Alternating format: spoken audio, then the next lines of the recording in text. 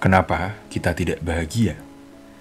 Ngobrolin tentang topik ini, saya jadi teringat berbagai macam kenangan bertemu orang-orang seperti tukang becak berkaki satu di Jogja, anak-anak yatim piatu di panti asuhan, atau guru renang tanpa tangan di Semarang. Yang membuat saya terkejut bertemu mereka bukanlah tentang keterbatasan, kekurangan, atau kemiskinan mereka, melainkan tentang kebahagiaan mereka. Ya, mereka bahagia. Coba kalian pikirkan jika jadi mereka. Pasti kalian lebih mikir untuk miskin aja daripada memiliki keterbatasan seperti mereka. Yang menurut saya kebahagiaan mereka itu tantangan yang lebih sulit daripada keluar dari kemiskinan. Meski kehidupan mereka tidak terpenuhi dalam kategori basic, dari percakapan kami bisa dibilang mereka puas dalam kehidupan mereka. Dan saya pun terpesona dengan bentuk kebahagiaan ini. Kadang kalau saya gabut, lagi baca buku tentang kebahagiaan atau sekedar merenung, saya sering mikirin topik, tentunya dalam sudut pandang ekonomi ya, karena itulah yang menjadi pekerjaan utama saya. Kalau kalian tahu, kebahagiaan itu adalah hasil akhir dari hubungan sosial. Bahkan kalau kalian tahu, Perdana Menteri Bhutan, dia mengusung sebuah ide untuk menambahkan gross domestic happiness selain gross domestic product atau GDP untuk menjadi tolak ukur yang memonitor kinerja pemerintah. Tapi sebelum masuk ke materi, saya akan memberikan beberapa pertanyaan kepada kalian. Kalian bisa catat jawaban kalian di kertas, di HP, atau di dalam hati kalian. Bebas, terserah kalian. Pertanyaan pertama, jika kalian ikut kompetisi skala internasional yang mewakili negara, misalnya SEA Games atau Asian Games atau Olimpik, kalian lebih memilih untuk juara kedua, juara ketiga, atau peringkat kedua dari bawah? Jawablah dengan jujur. Kalau menurut data, 90% responden akan menjawab mereka memilih untuk jadi juara kedua. Lalu pertanyaan kedua, kalian lebih milih mana? Menang lotre besok dengan total 1 triliun atau dapat kenaikan gaji dengan total pendapatan 800 miliar sampai kalian pensiun nanti? Pikirkan baik-baik. Dapat 1 triliun besok dan uangnya bisa kalian habiskan dengan bebas, atau dapat kenaikan gaji per bulan sedikit demi sedikit hingga total penghasilan kalian sampai nanti pensiun 800 miliar. Kalian pilih mana? Menurut data, 92% responden akan memilih menang lotre 1 triliun. Pertanyaan ketiga, kalau harus milih gaji dan tanpa memikirkan kondisi dan kebahagiaan orang lain, kalian lebih milih mana? A. Kalian dapat gaji 7,5 juta per bulan, dan teman-teman kalian juga dapat gaji 7,5 juta per bulan. B. Kalian dapat gaji 7,5 juta per bulan, sedangkan teman-teman kalian dapat gaji 9 juta per bulan. Atau C. Kalian dapat gaji 6 juta per bulan, sedangkan teman-teman kalian dapat gaji 4,5 juta per bulan. Kalian pilih mana? Kalau menurut data, 60% responden akan memilih A.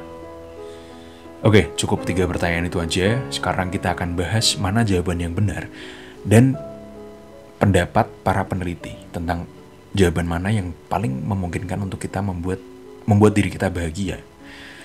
Tentang apa yang membuat kita puas dalam hidup. Jawaban yang tepat untuk pertanyaan pertama adalah menjadi juara ketiga. Dan pertanyaan kedua adalah dapat kenaikan gaji. Dan ketiga adalah C. Kalian dapat gaji 6 juta per bulan, sedangkan teman-teman kalian dapat gaji 4,5 juta per bulan. Itu menurut pendapat para peneliti. Yang berarti bisa dikatakan bahwa menurut para peneliti, apa yang kita pilih itu terkadang tidak membuat kita bahagia. Mungkin banyak orang yang denial, dan saya juga denial sama pertanyaan itu tadi. Tapi faktanya data bilang seperti itu. Seringnya, semakin kita kaya, semakin kita tidak bahagia. Semakin kita makmur, semakin kita depresi. Semakin kita tidak puas. Contohnya nih, kita punya banyak uang. Kita ganti-ganti mobil yang mahal, dan kita akan semakin banyak komplain malahan. Kayak, mobil A kurang kenceng, mobil B kurang enak, mobil C kurang bagus, dan sebagainya.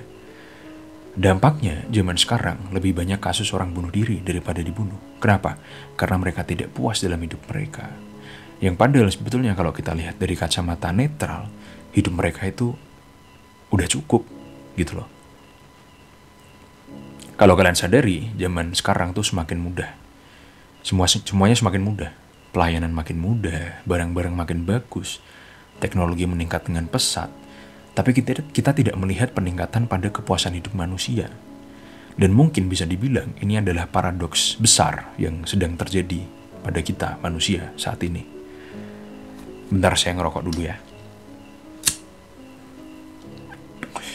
Lalu pertanyaannya adalah, kenapa kita tidak bisa memprediksi kebahagiaan kita sendiri? Kenapa kita selalu salah dan sulit untuk bahagia? Jawabannya adalah, karena kita sulit sekali untuk memahami kenapa kita tidak bahagia. Yang berarti pertanyaan selanjutnya adalah, kenapa kita tidak bahagia? Tentunya susah banget untuk kita jawab sekarang ya.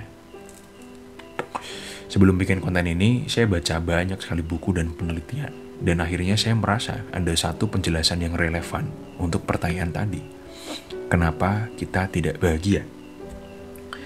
Yaitu ekspektasi atau berharap.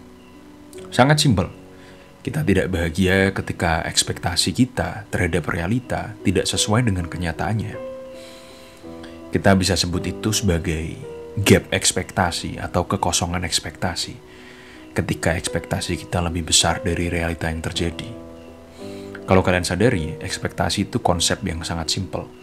Dan konsep ini bisa dibagi menjadi 3 bagian atau 3 bentuk kekosongan ekspektasi. Pertama, ekspektasi yang berdasarkan imajinasi. Yaitu ketika imajinasi kita jauh melebihi realita atau kenyataan yang terjadi. Contohnya nih, ketika kita membeli barang, tentunya kita lihat dulu opsi yang ada di market. Ketika kita mau traveling, kita lihat dulu review di Google. Ketika kita mau pemilu, kita kritis dalam memilih calon-calon wakil rakyat. Lalu apa yang kalian lakukan untuk menentukan pilihan?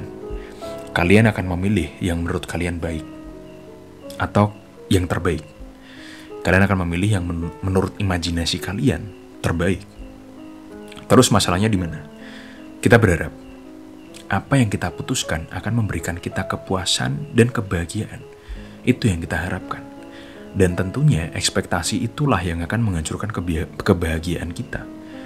Karena ketika hasilnya datang dan tidak sesuai ekspektasi kita akan kecewa. Karena saya yakin 70% dari apa yang kita imajinasikan itu tidak pernah sesuai dengan realita. Dan jika kalian sadari, teknologi membuat ekspektasi kita semakin tinggi. Kenapa begitu? Karena konten. Banyak banget konten di TikTok, di Instagram, di YouTube yang menunjukkan tempat-tempat, review barang-barang, atau hal yang simpel seperti filter kamera. Kita melihat secara visual bahwa di media sosial itu semua bagus. Tapi ketika kita melihat dengan mata kita sendiri, ternyata tidak sebagus seperti yang ada di media sosial. Atau ketika kita melihat cerita-cerita indah tentang romansa, perjuangan dari titik nol, atau sekedar cerita hidup kisah traveling. Dan kita berharap cerita-cerita itu akan terjadi juga pada kita. Yang tidak kita sadari, seringnya cerita itu tidak 100% real. Melainkan cerita yang disusun dan dibuat secara fantastis untuk menarik viewer.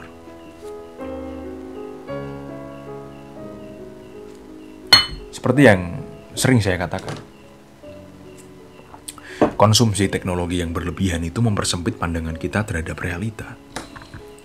Saya kurang tahu buat viewer saya yang masih muda, nanti saya riset lagi.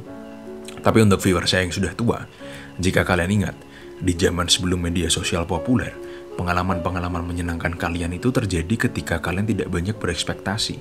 Ketika kita menemukan jawaban dan solusi dari suatu permasalahan dengan cara kita sendiri, tanpa perlu kita melihat tutorial di internet. Atau ketika kita jalan-jalan, kita nggak lihat review internet dulu, seringnya kita malah bahagia karena kita tidak berekspektasi. Kalau kita bahas lebih dalam lagi, yang sering terjadi di media sosial adalah selection bias. Kita sering disuguhi konten-konten populer yang tentunya mereka populer karena secara visual mereka sangat bagus dan berkualitas. Yang berarti kita akan lebih sering melihat konten yang memiliki 20.000 like daripada 2 like. Nah, karena kita sudah biasa disuguhi dengan konten-konten yang memiliki visual bagus. Visual bagus inilah yang menjadi standar harapan atau ekspektasi kita. Ketika kita melihat orang-orang di TikTok, Instagram, cantik-cantik, ganteng-ganteng, pakaiannya bagus, uangnya banyak, bahagia. Menurut para peneliti, yang sering terjadi adalah kita minder. Dan kalau udah parah, kita jadi benci diri kita sendiri. Kita benci kenapa kita dilahirkan dengan muka tidak rupawan. Atau kita benci dilahirkan di keluarga yang pas-pasan. Saya nggak tahu ini ada korelasinya apa enggak.